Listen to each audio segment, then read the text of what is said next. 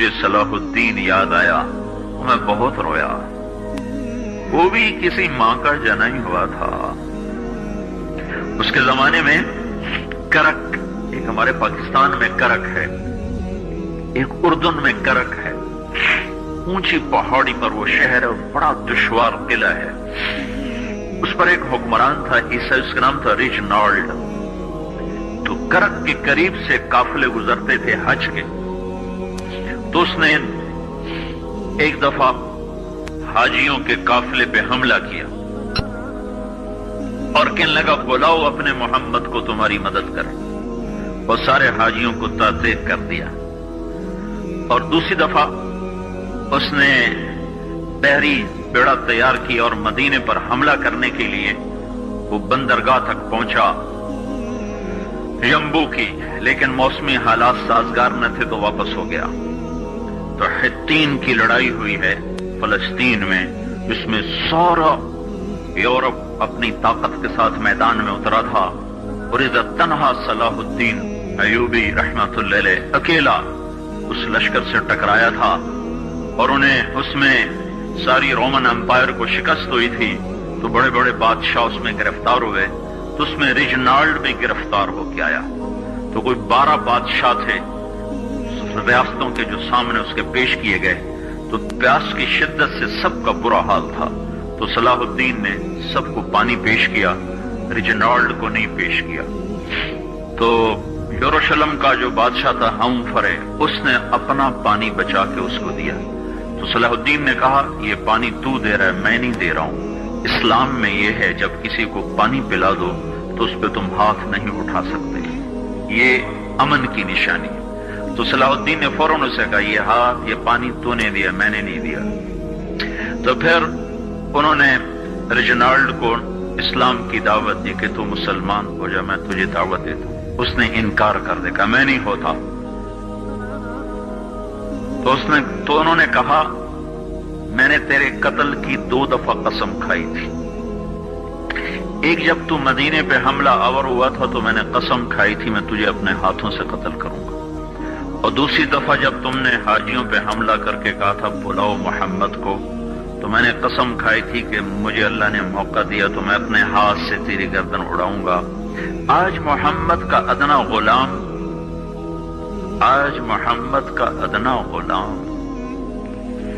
تیری اس بات پر یہ فریضہ ادا کرنے کے لیے آ رہا ہے، اور اپنی تلوار سے اس کی گردن اڑائی، وہ پیچھے لٹک گئی، پوری نہیں اڑی، پیچھے لٹک گئی، خوفناک منظر بن گیا۔ تو سارے بادشاہوں پہ کب کبھی تاری ہو گئی۔ تو صلاح الدین فرمانے لگے ہمارے مذہب میں یہ نہیں ہے، بادشاہوں کے ساتھ ہم بادشاہوں جیسا ہی سلوک کرتے ہیں، پر یہ حدود سے آگے چلا گیا تھا۔ اب مجھے یہ قصہ بھولا ہوا تھا، مجھے انہی حادثوں میں، انہی ہنگاموں میں وہ یاد آیا، تو بعد تنہائیوں میں بیٹھ کے بے بسی کے آنسو بہہ جاتے ہیں، اور اس کے سوا کوئی چارہ نہیں ہے۔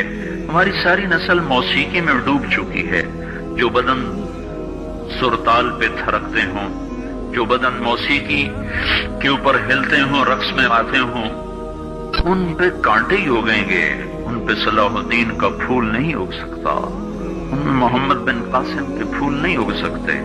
پانچ ہو گئی ہے ہماری نسل، اور یہ یورپ کا سحر ہے جو چل گیا ہے، ہماری بے بسی ہے، ہماری بے بسی ہے۔ میں تو بس منت ہی کروں گا اپنے آپ کو پہچانو، اپنی ہستی حیثیت کو پہچانو، اپنی نسبت بدلو۔ تمہاری نسبت یورپ کے ساتھ ہو کے اگر موت آئی بے قیمت ہو جائیں گے، اگر مدینے والے کی نسبت مل گئی تو حضرت فاطمہ کے دائیں بائیں تمہیں بھی کھڑا کر دیا جائے گا، حضرت خدیجہ کے دائیں بائیں تمہیں بھی کھڑا کر دیا جائے گا۔ یہ چند دن ہیں، صبر کر لو، گھٹ گھٹ کے مر جانا ہی بیٹیوں کی روایت ہے۔ مشرق کی بیٹی، اس نے گھٹ گھٹ کے مرنا ہی سیکھا ہے۔ ہاں، یہ آزادی، یہ آوارگی، یہ مغرب کی عورت کا خاصہ ہے، اور 18ویں صدی تک مغرب میں بھی کوئی عورت ایسے ننگی نہ کہ جتنا بھی لے کر آئیں اس کی ایک لمٹ ہے، اور اللہ تو لمٹ سے بالا تر ہے، اس کے تو کوئی لمٹ کوئی نہیں۔ یہ واحد سفر ہے اللہ کی تلاش کا، جس کی کشش ختم نہیں ہوتی، کیونکہ جتنا اللہ کی طرف بڑھتا ہے اتنا اپنے آپ کو ادھورا محسوس کرتا ہے۔ جیسے کوئی آدمی صحرا میں سفر کر رہا ہو تو کوئی ریفرنس نہ ہو، تو وہ جتنا بھی سفر کرتا ہے وہ کہتا پتہ نہیں میں کدھر ہوں، میں کہاں پہنچا ہوں، کچھ پتہ کوئی نہیں۔ ایک چھوٹے سے صحرا میں بغیر ریفرنس کے وہ بالکل ایسے ہو جاتا ہے۔ تو اللہ کی ذات کو کس طرح کوئی بیان کرے اور کیسے کوئی بیان کرے؟ جب وہ اس کی طرف بڑھتا ہے تو کروڑوں سال کی زندگی کے بعد بھی کہتا میں تو ابھی ایک قدم بھی نہیں چلا۔ اب یہ اللہ 11 قسمیں اٹھائے تو آپ کا کیا خیال ہے؟ 11 قسمیں، 10 اور 1 11 قسمیں اس پہ اٹھائے کہ کامیاب کون ہے، ناکام کون ہے،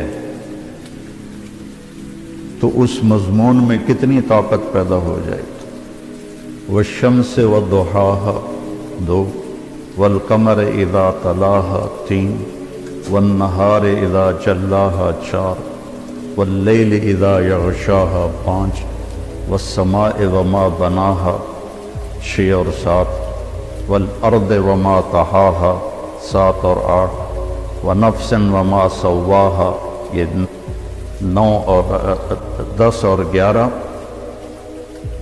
فألہمها فجورها وتقواها قد افلح من زکاها وقد خاب من دساها۔ میرے بندے مجھے سورج والشمس، سورج کی قسم اور سورج کی روشنی کی قسم 2، مجھے چاند کی قسم والقمر اذا تلاها، مجھے دن کی قسم اذا جلاها، مجھے رات کی قسم اذا یغشاها، مجھے آسمان کی قسم اور آسمان کے رب کی قسم، یہاں اپنے آپ کو لے کر آئے، مجھے زمین کی قسم اور زمین کے رب کی قسم، مجھے تیری جان کی قسم، تیری جان کے بنانے والے رب کی قسم۔ یہ 11 قسموں کے بعد کہتا ہے اپنے آپ کو ٹھیک کر لے تو کامیاب ہے، اور اپنے آپ کو تو نے غفلت میں ڈال دیا تو ناکام ہے۔ تیری کامیابی بھی تیرے اندر ہے اور تیری ناکامی بھی تیرے اندر ہے، باہر سے اس کا تعلق ہی کوئی نہیں ہے۔ ہماری وہاں کی سرائکی کا شعر ہے، دل دریا سمندروں ڈوبے کون دلاندیاں جانے ہو، وچے بیڑے وچے جھیڑے وچے ونج مہانے ہو، کہ ساری کامیابیاں ناکامیاں تمہارے اندر ہیں، باہر کچھ بھی نہیں ہے۔ 11 قسمیں اللہ اٹھائے۔ اس کا سکیچ مجھے یوں نظر آتا ہے کہ اللہ کہتا میرا بندہ والشمس وضحاها، مجھے سورج اور اس کی روشنی کی قسم، کامیابی تیرے اندر ہے، ناکامی تیرے اندر ہے، مانتے ہو؟ کہتا دل نہیں مانتا۔ ادھر تو بڑی بڑی گاڑیوں والے ہیں اور آئے تھے وہ فیکٹریوں میں کام کرنے، اور وہ بڑے بڑے نواب بنے بیٹھے ہیں، دل نہیں مانتا۔ پھر اللہ کہتا ہے والقمر اذا تلاها، مجھے چاند کی قسم جب وہ پیچھے آتا ہے۔ کامیابی تیرے اندر ہے، ناکامی تیرے اندر ہے، سمجھ میں آئی ہے بات؟ کہتا نہیں آئی۔ تو پھر اللہ قسم اٹھاتا ہے واللیل اذا یغشاها، مجھے رات کی قسم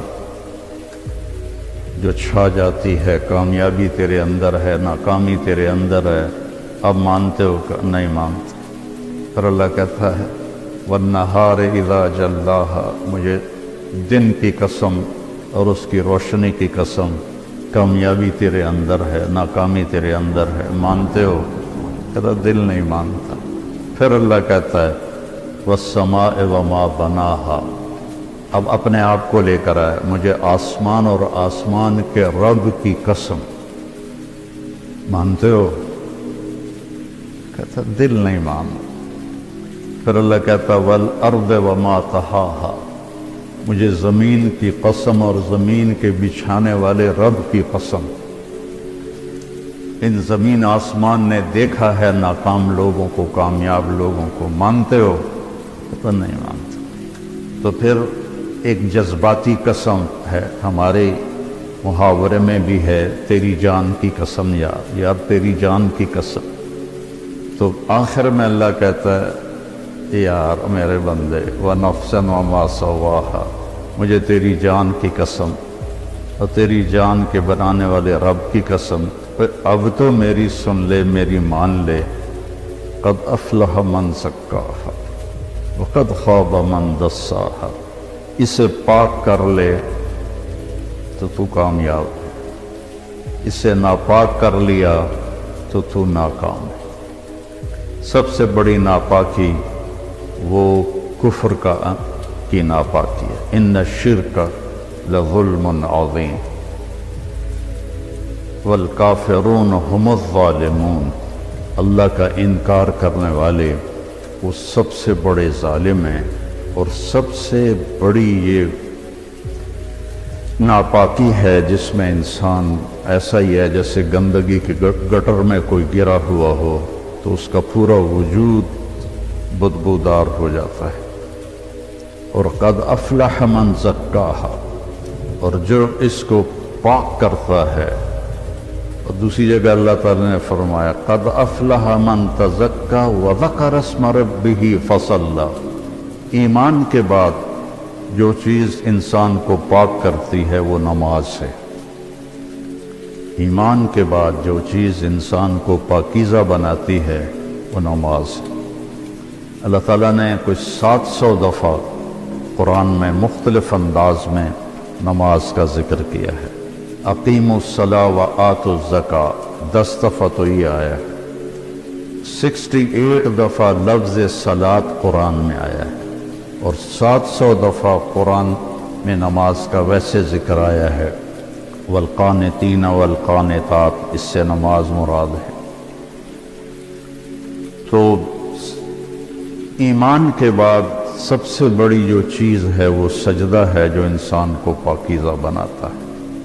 تو یہ کامیابی آپ موت کے وقت ساتھ لے کر جائیں گے۔ اور جو آپ باہر لوگوں کو دیکھ رہے ہیں کہ بل گیٹ نے اتنا بنا لیا اور قطر کے شہزادوں نے اتنا ہے ان کے پاس، ایک دفعہ قطر کے یہ جو ابھی ہے تمیم، اس کا والد حمد، جب وہ تھا امیر تو اس نے ہماری ضیافت کی، تو اس کے محل میں ہم گئے تو ایسے لائن میں دنیا کی جو سب سے قیمتی گاڑیاں تھیں وہ اس طرح کھڑی تھیں جیسے پاکستان میں موٹر سائیکل نہیں کھڑے ہوتے مسجد کے باہر، ایسے کھڑی تھی۔ پورے پاکستان کا بجٹ شاید تھا جو وہاں گاڑیاں کھڑے تھے۔ لیکن موت کے وقت وہ ایک چھوٹی سی چارپائی پہ اٹھا کے اس کو زمین میں دبا دیا جائے۔ ایک دفعہ ہماری جماعت گئی ایک گاؤں میں، تو مسجد تھی چھوٹی، تو اس کے ایک کونے میں وہ جنازے والی چارپائی پڑی تھی۔ تو ایک ساتھی کو لازمی اس پہ سونا تھا چونکہ جگہ تنگ تھی، اور سردیوں کے دن تھے، یہ بھی نہیں باہر سو جائیں، تو کوئی بھی نہیں سو رہا۔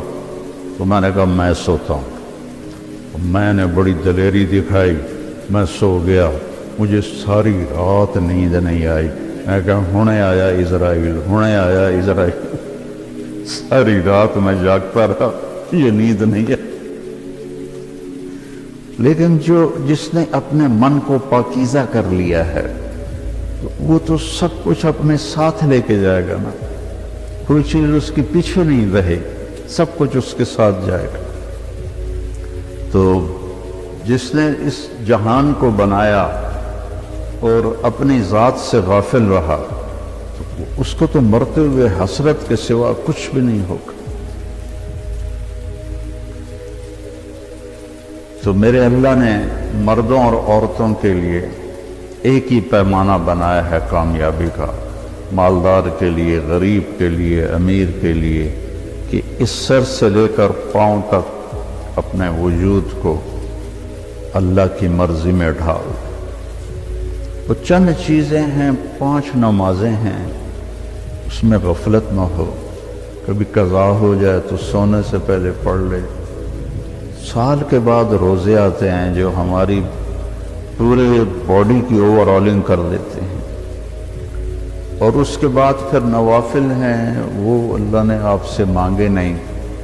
ٹوٹل جو اللہ نے ہم سے حساب لینا ہے وہ 17 رکعات ہیں، جو فرض کی 17 رکعات ہیں، 2 فجر کے، 4 ظہر کے، 4 عصر کے، 3 مغرب کے اور 4 عشاء کے۔ ان 17 رکعات کا حساب ہے۔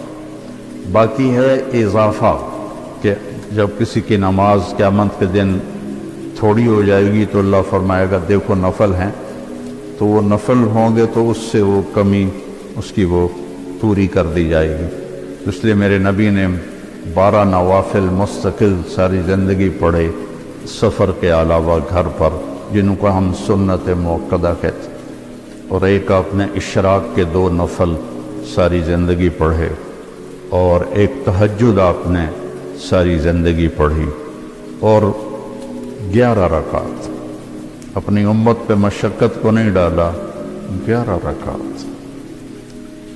عبادت کی کثرت مطلوب نہیں ہے، اچھے اخلاق اور لوگوں کی خدمت و محبت اور ان کے لیے خیر خواہی یہ مطلوب ہے۔ آپ مسجد میں بیٹھے تھے تو آپ نے فرمایا اس دروازے سے ایک جنتی آنے والا ہے۔ تو ایک انصاری صحابی مدینے والے، وہ اتنے نامعلوم ہے کہ ان کا نام کسی حدیث میں نہیں آیا۔ ان کے ہاتھ میں جوتا تھا اور داڑھی میں وضو کا پانی تھا۔ وہ آ کے بیٹھ گئے، کسی نے بتایا بھی نہیں کہ تیرے بارے میں اللہ کے نبی نے یہ کہا۔ اگلے دن آپ اسی مجلس میں تھے تو آپ نے فرمایا اس دروازے سے ایک جنتی آ رہا ہے۔ تو وہی صحابی جو کل آئے تھے اور اسی شکل میں، جوتا ہاتھ میں، داڑھی کا وضو کے پانی سے وہ پانی، وہ آ کے بیٹھ گئے۔ تیسرے دن آپ نے فرمایا اس دروازے سے ایک جنتی آ رہا ہے، پھر وہی صحابی۔ تو اس مجلس میں ایک صحابی ہیں جو 3 دن سے بیٹھ رہے تھے، ان کا نام ہے عبداللہ بن عمر۔ تو جتنے صحابہ میرے نبی کے تھے، 1.5 لاکھ یا 2 لاکھ، کوئی کسی نے گنے تو ہے نہیں، اندازہ ہی ہے، ان تمام صحابہ میں یہ سب سے زیادہ عبادت کرنے والے تھے۔ ان سے زیادہ کوئی عبادت والا نہیں تھا۔ ساری رات تہجد پڑھتے تھے، سارا دن روزہ رکھتے تھے، اور 24 گھنٹے میں ایک قرآن ختم کرتے تھے۔ یہ کسی میں طاقت نہیں تھی۔ ان کے باپ نے شادی کی تو بیگم سے کہنے لگے میں 2 نفل پڑھ لوں، اور نماز کی نیت باندھی، اور چل سو چل کئی گھنٹے گزر گئے تو اس کی بیگم نے کہا اس کو تو لگتا ہے میرا خیال ہی کوئی نہیں۔ اس نے بھی وضو کیا اور اس نے بھی پیچھے نماز کی نیت باندھ لی۔ تو جب صبح فجر کے بعد باپ نے پوچھا عمرو بن عاص رضی اللہ عنہ، بیٹا رات کیسے گزری؟ کہا جی الحمدللہ نفلوں میں گزری، کو تیرا ستیہ ناس ہو، میں نے تیری شادی اس لیے کی تھی کہ تیری رات نفلوں میں گزرے۔ جا کے اللہ کے نبی کو شکایت کی انہوں نے کہ اس کا یہ حال ہے۔ تو وہ اس لیول کی ان کی عبادت تھی۔ تو ان کو خیال آیا یہ مجھ سے زیادہ عبادت کرتا ہے، 24 گھنٹے تو سارے میں نے فل کیے ہوئے ہیں، تو اس کے 25 گھنٹے تو میں دیکھوں گا وہ کیا کرتا ہے۔ تو اگلے دن وہ ان کے پاس چلے اور کہنے لگے چچا جان میرے ابا مجھ سے ناراض ہیں، تو میں 2-3 دن آپ کے پاس گزار لوں؟ ان کا بیٹا بالکل ضرور آ جاؤ۔ تو وہ اب عشاء کے بعد وہ جلدی سے انہوں نے چادر اوپر لی اور اس میں تھوڑا یوں سوراخ بنا کے نا ان کو دیکھنے لگے کہ اب یہ کیا کرشمہ کرتے ہیں۔ وہ ساری رات کا لمبا سجدہ کریں گے یا ساری رات کا رکوع کریں گے یا ساری رات روتے رہیں گے، کیا کریں گے؟ تو ایسے دیکھ رہے. وہ آئے اور سونے کی دعا ہے رات کی، اللہم بسمک اموت و احیا. انہوں نے دعا پڑھی اور تھوڑی دیر بعد ان کے خراٹے شروع ہو. اب یہ انتظار کر رہے کہ ابھی اٹھیں گے، ابھی اٹھیں گے، ابھی اٹھیں گے، حتیٰ کہ فجر کی اذان ہوئی اور یہ انتظار انتظار انتظار، اور وہ اذان پہ اٹھے. تب یہ حیران پریشان ہو گئے کہ یہ چاچے نے تو 2 نفل تہجد بھی نہیں پڑھے، تو جنت کی بشارت کہاں سے مل گئی؟ اب اللہ کے نبی کی بات بھی غلط نہیں ہو سکتی. اور آگے چاچا جی کا بھی عمل کوئی نظر نہیں آ رہا، ساری رات سوتا پیا. تو ان کا اچھا ایک رات اور دیکھوں گا. اگلی رات عشاء کے بعد انہوں نے وہی کام کیا، چادر اوپر لی اور ایسے کر کے، بیچارے کتنے تھکے ہوں گے، یوں کر کے دیکھ رہے. وہ آئے اللہم بسمک اموت و احیا اور او گئے. وہ ساری رات سونے میں گزارتی. فجر کی نماز اذان پہ اٹھے. اب ان کی حیرت اور بڑھ گئی کہ اس زمانے میں تو منافق تہجد نہیں چھوڑتے تھے، تو ان کو تو جنت کی بشارت ملی پڑی ہے، یہ تہجد بھی نہیں پڑی اور جنت کی بشارت. اچھا ایک رات اور دیکھوں گا. تیسری رات وہی تماشا انہوں نے کیا، انہوں نے بھی وہی تماشا کیا، سیم. انہوں نے اپنی سونے میں رات گزاری، یہ ان کو چیک کرنے میں لگے رہے. آخر سے اذان پر وہ اٹھے تو یہ بول پڑے، کہنے لگے چاچا سچی بات یہ ہے میری کوئی اپنے ابا سے لڑائی نہیں تھی، میں نے 3 دن تیرے بارے میں مسلسل سنا کہ ایک جنتی آ رہا ہے، ایک جنتی آ رہا ہے، ایک جنتی آ رہا. اللہ کے نبی نے تیرے بارے میں فرمایا، تو میں دیکھنے آیا تھا کہ آپ کیا کرتے ہیں. تو آپ تو ساری رات سوتے رہتے ہیں، تو یہ کیا چکر ہے؟ اللہ کے نبی کی بات بھی غلط نہیں ہو سکتی. وہ تیرے پاس پلے بھی کچھ نہیں ہے جس کو وہ سمجھ رہے تھے کہ کچھ بندگی عبادت. کہنے لگے بھتیجے یہی ہے جو تو نے دیکھا ہے اور میرے پاس کچھ بھی نہیں. تو وہ نہ بوجھل قدموں سے واپس، چونکہ وہ 2 چیزوں کو آپس میں جوڑ بٹھانا ان کو نظر نہیں آ رہا کہ ادھر جنت کی بشارت ہے، ادھر ساری رات کا سونا ہے. جب میں نے پہلے بتایا کہ اس زمانے میں تو منافق تہجد نہیں چھوڑتے تھے کہ پتہ نہ چل جائے، تو یہ ساری رات سو کے یہ کیسے جنت کیسے مل؟ جب وہ دروازے تک پہنچے نا تو کہنے لگے بھتیجے ادھر آؤ تو میں اندر کی بات بتاؤں. تو انہوں نے کہا یہ بتائیں. تو کہنے لگے یہ جو دل ہے نا اس میں کسی کی نفرت کوئی نہیں، اس دل میں کسی کی نفرت کوئی نہیں، اور مجھے کسی سے حسد کوئی نہیں ہے. اللہ جب کسی کو کوئی نعمت دیتا ہے تو مجھے کبھی حسد نہیں ہوا، اور اس زبان سے میں نے کبھی کسی کو تکلیف نہیں پہنچائی. تو وہ ایسے کھڑے تھے نا، تو ان کا جو حدیث میں تو یہ ایکشن نہیں ہے لیکن تھوڑا عربی سے مناسبت کی وجہ سے جو ان کا جو باڈی ریئیکشن ہوا وہ میں آپ کو دکھانا چاہتا ہوں. تو وہ کہنے لگے ہوا ہوا اچھلے اگو یہ پھٹا تھوڑا نہیں تو میں ڈر نہ پاؤں. کہنے لگے ہوا ہوا، کہنے یہی ہے یہی ہے، اور آگے کہنے لگے یہ ہمارے بس میں نہیں ہے. تو اللہ کے بندوں سے دل صاف رکھنا. اپنے گھروں میں اگر آپ کئی میاں بیوی آئے ہوئے ہیں، اپنے گھروں میں خوشی دیکھنا چاہتے ہو تو وہ پیسے سے نہیں آئے گی، وہ آپ کے اچھے اخلاق سے آئے گی، آپ کے اچھے رویے سے آئے گی، برداشت کرنے سے آئے گی۔ ایک دوسرے کی برداشت کرنے سے آپس میں محبتیں قائم ہوتی ہیں، چیزوں سے نہیں۔ دو واقعات میرے ساتھ اوپر نیچے پیش آئے۔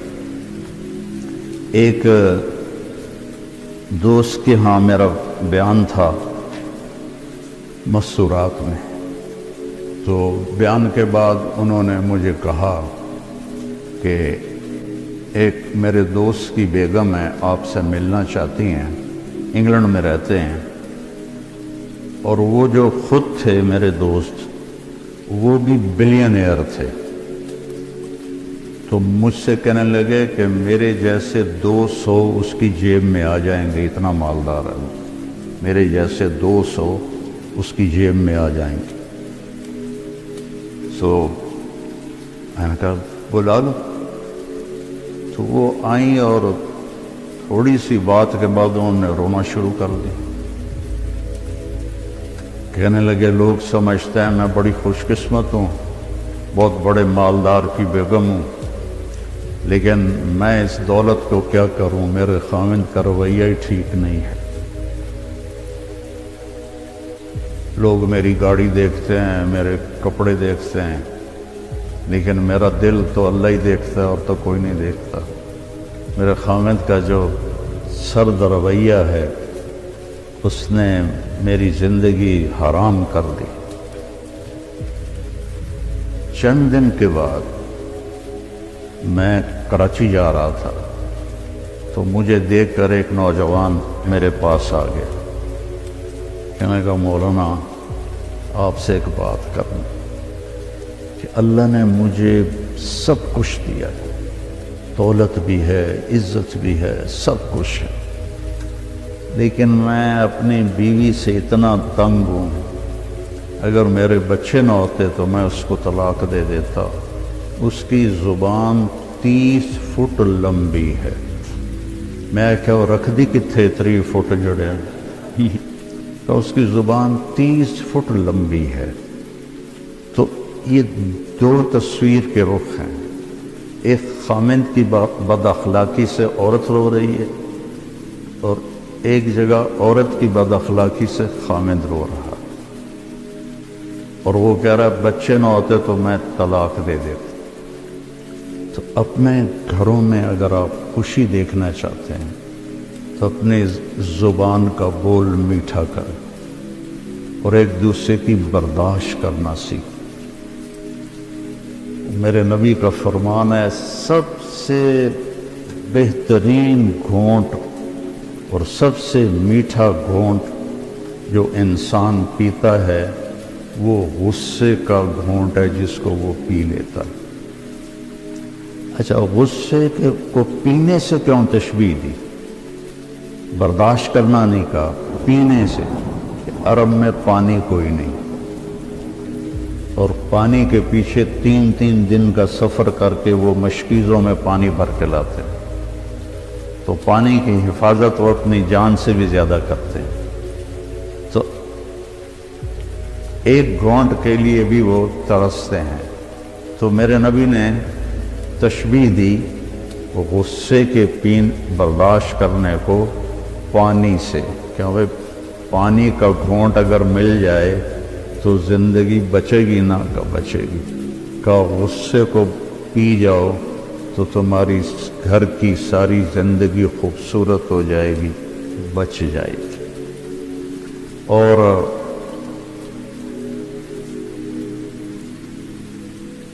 ایک صحابی آئے، یا رسول اللہ مل اسلام، اسلام کیا ہے؟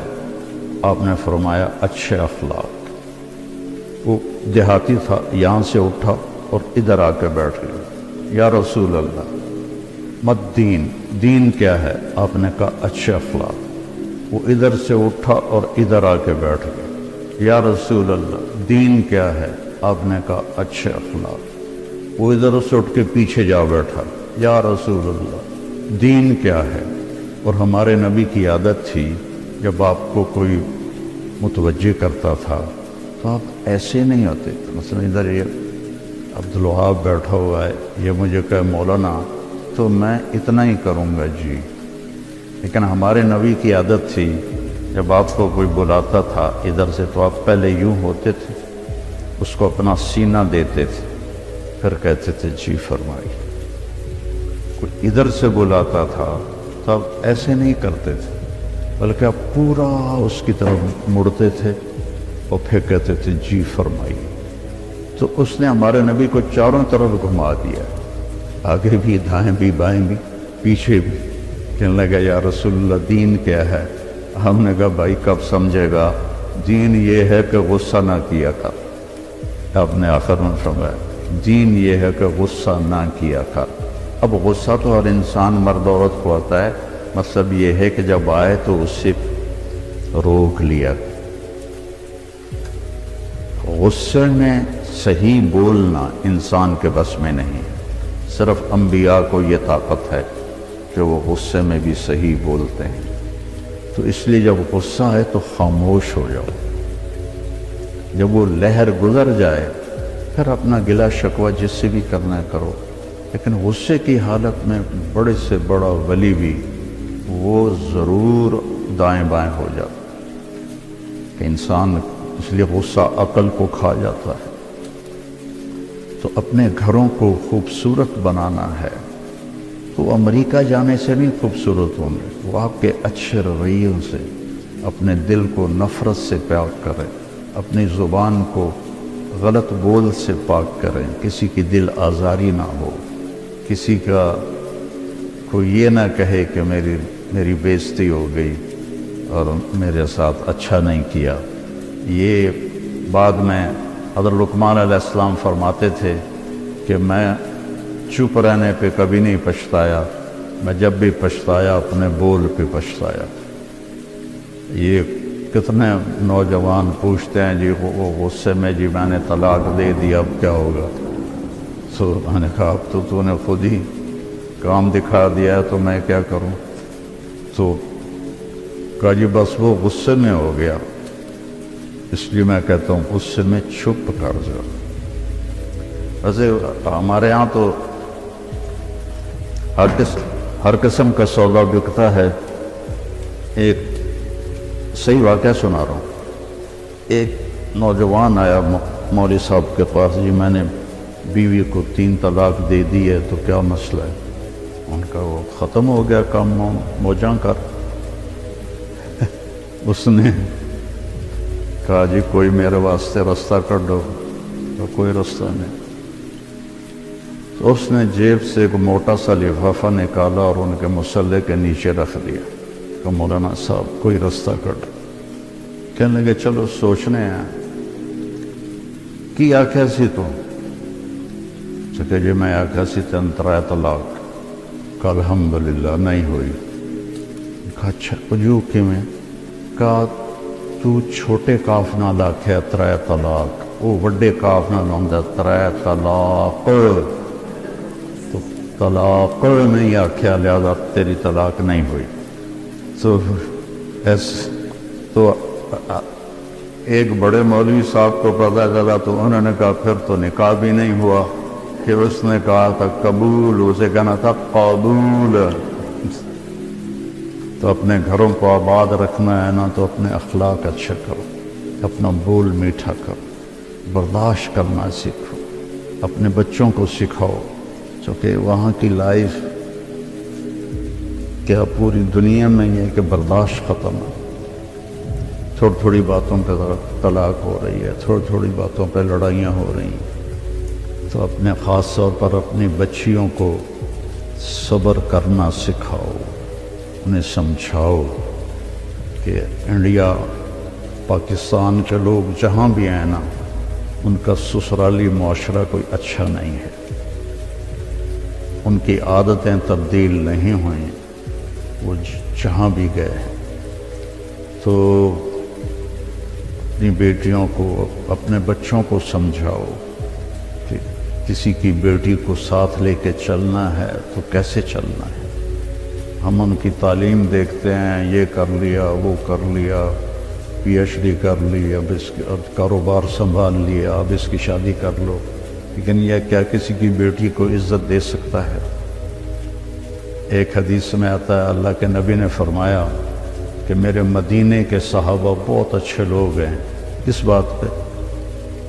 جہاد کرتے ہیں، تہجد پڑھتے ہیں، روزے رکھتے ہیں۔ نہیں کہ یہ بڑے اچھے لوگ ہیں، جب کسی کی بیٹی کو شادی کر کے لاتے ہیں تو اسے محسوس نہیں ہونے دیتے کہ ماں باپ کے گھر میں ہے یا سسرال کے گھر میں، اتنی عزت دیتے۔ باقی اونچ نیچ تو ہر جگہ ہو جاتی، چونکہ یہ جنت تو ہے نہیں۔ ایک دفعہ آپ تشریف لائے حضرت فاطمہ کے گھر تو وہ اداس بیٹھی تھی، تو آپ نے فرمایا کیا ہوا، اداس کیوں ہوا؟ کہا جی میرا اور علی کا جھگڑا ہو گیا۔ اب یہ اتنا بڑا جوڑا ہے کہ نبیوں کے بعد اس سے بڑا جوڑا تو دنیا میں کوئی نہیں ہے۔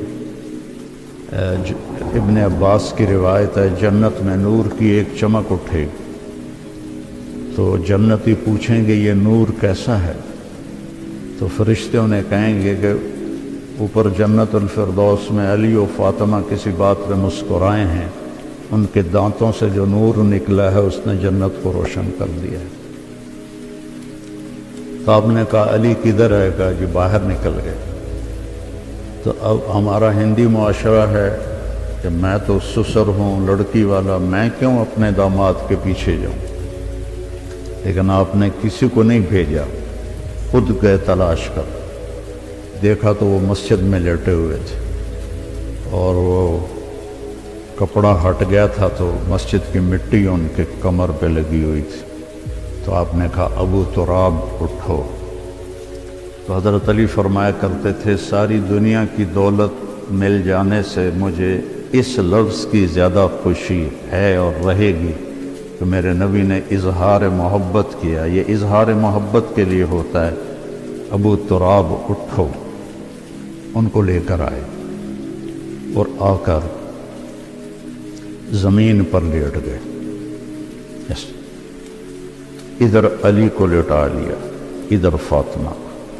حضرت علی کا ہاتھ یہاں رکھا، حضرت فاطمہ کا ہاتھ پکڑ کے یہاں رکھا، اس کے اوپر اپنا ہاتھ رکھا اور فرمایا بولو بھائی ہماری صلح ہو گئی۔ تو دونوں نے کہا ہماری صلح ہو گئی۔ نہ علی سے پوچھا کیا بات ہوئی، نہ فاطمہ سے پوچھا کیا بات ہوئی۔ جو یہ پوچھتے ہیں نا وہ اور لڑا کے آ جاتے۔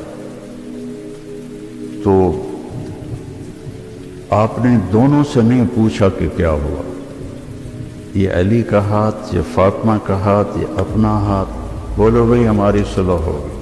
کہ جی آپ دونوں نے کہا ہماری صلح ہو گئی۔ آپ باہر نکلے تو بڑا چہرہ چمک رہا۔ تو صحابہ نے کہا یا رسول اللہ آپ بڑے خوش نظر آ رہے ہیں۔ فرمایا میں علی و فاطمہ کی صلح کروا کے آیا۔ تو اس طرح تو ہر گھر میں ہو جاتا ہے، لیکن ایک مستقل مزاج ایسا بنا لیا جائے، سختی سے بولنا، طنز کرنا، ٹوکنا، یہ چیزیں محبت کو ختم کر دیتی۔ میرے نبی نے 11 شادیاں کی صرف ہمیں زندگی سمجھانے کے لیے۔ شادیوں کا شوق ہوتا تو 25 سال کا نوجوان 40 سال کی عورت سے شادی نہ کرتا، جن کے ایک منگنی ٹوٹی ورقہ بن نوفل سے اور ایک سے بیوہ ہوئیں ابو